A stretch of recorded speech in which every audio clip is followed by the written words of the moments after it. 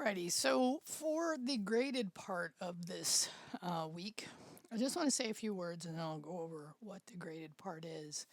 And I'd mentioned a couple things in that video, so make sure you walk away with code needs to run. If it doesn't run when I grade it, it does hurt your grade, so reach out if you want me to help troubleshoot grade or troubleshoot code. I'm happy to do that.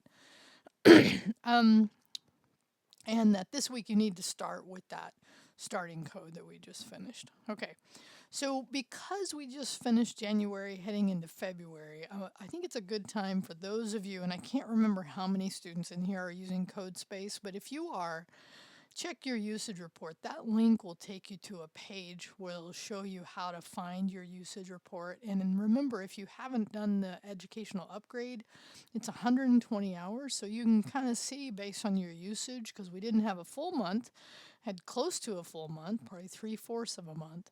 So it gives you an idea. And it's just good to keep track of as we move now into our full month to get an idea. So keep that in mind. So I want to discuss some of the issues what I had with the reviews, and in this case, we're coming into week 4, and this is week 5. So for you all, when you're seeing this, depending on when you are, it's already 2 weeks behind you. But there was definitely some submission being truncated for your logs, for the chat sessions, because that's what I review. And come to find out, it was something that got thrown into the render, and we're not sure if it was on our side or if it was on Canvas's side. But this is the challenge with software. And as I'm finding new ways to give the AI its prompt to have you have the interaction that you're having, it's just a very interesting time, if I could say it that way, to try to get it to behave in the way that I want. And, it's like you're taking this wild horse and you're kind of saying, I want you to do it like this. And sometimes it does it, and sometimes it doesn't, and knocks you out. Bad analogy, but it's true. But by the way, this is again for those of us who are interested in developing, creating things. This is the creative process. And yeah, do we wish it worked completely 100% all the time for you? Yes, I do. And I don't like it when it doesn't. But, just know that it is part of the development process. And your feedback on these is always welcome. You're welcome to do that here as well. But I'm not going to formally ask for that as far as points, but I welcome it. So you're going to see a change here in week 5 because I'm going to drop, and I may have mentioned I was going to try to do this in 4, but I didn't get to it, is I'm going to drop the 5 questions, and I'm going to have, and you'll need to at least have a couple, and I think I'll limit it to a certain number, that you actually ask follow-up questions, because I think those are more beneficial, is when you see something you've done either correctly or incorrectly, and it says you can either go next or do you want to ask a question. I want you to ask a question there, okay? So, technical interviews. So we're at that place here in week 5. All right.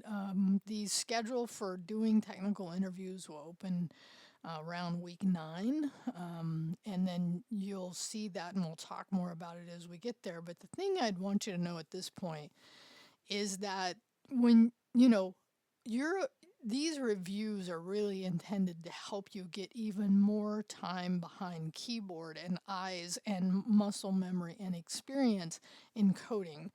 Code reviews won't involve code you haven't already seen in this course. It's not like I'm going to pull something out that you've never seen. The key is knowing how to actually do pretty basic code is what you're going to be asked to do during a technical interview, right? You come in, there'll be a way I set it up. Again, don't worry about the details. We'll talk about that later. Zoom on in person. But basically, I'll give you a series of things I want you to code, right? And then that will be what what the technical interview will be made of. And here's the other thing, is doing it sooner would allow you to do another one if for some reason, it just didn't go great, which is okay. I mean, technical interviews are kind of nerve-wracking, and it's not why I do them. It's just that in a technical field, it is very much likely, more likely that you're going to have one than not. The other thing I suggest to you is come in and see me, because if you've come in and chatted with me These code reviews might be, these technical interviews. I used to call them code reviews. I need to get on board here.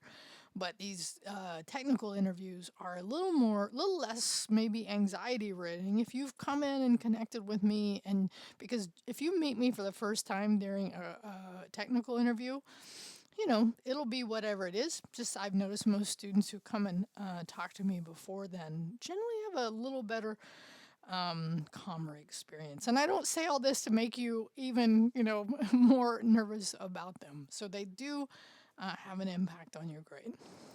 Now, I say this also in terms of what we're going to actually use for part of the grading this week because it is very, like as we did last week where I had you do the game where it gave you, the prompt game concept to show you kind of what the code suggestions would be. AI is really good at code, but it's not great at code. And there's a whole feeling around the industry right now. It's like, should I still learn to code? And one of my favorite content creators is Depremagen. And I have here a link to a video, and this is a very recent video where I've placed it time-wise. Like if I click on here, and the title of this is AI is Making You an Illiterate Programmer.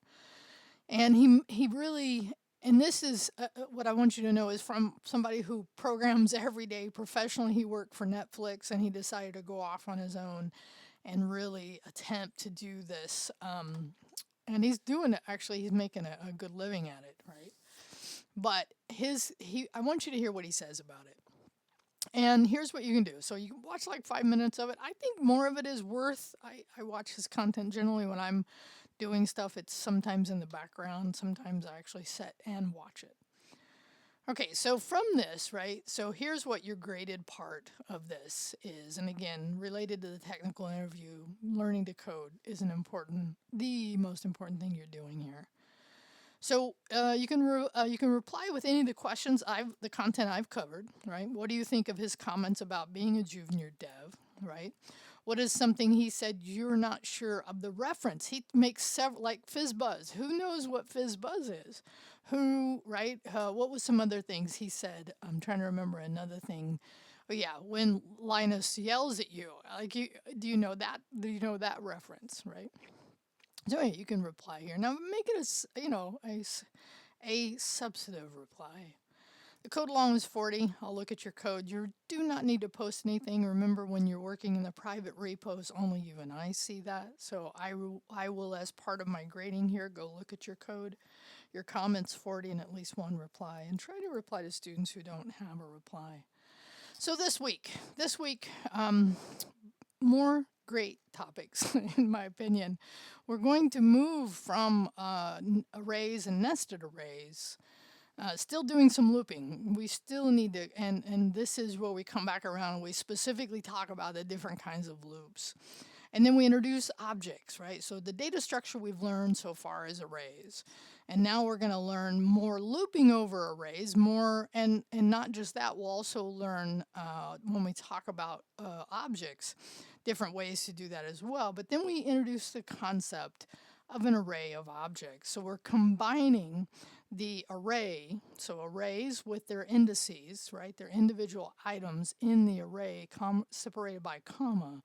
So that specific item in the array could be an object. An object is a syntax you'll learn this week.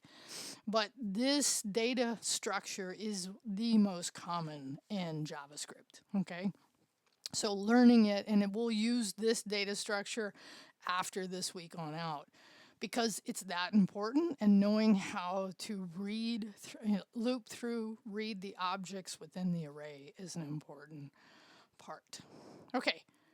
All right. Have a great week 5, and I'll talk to you soon.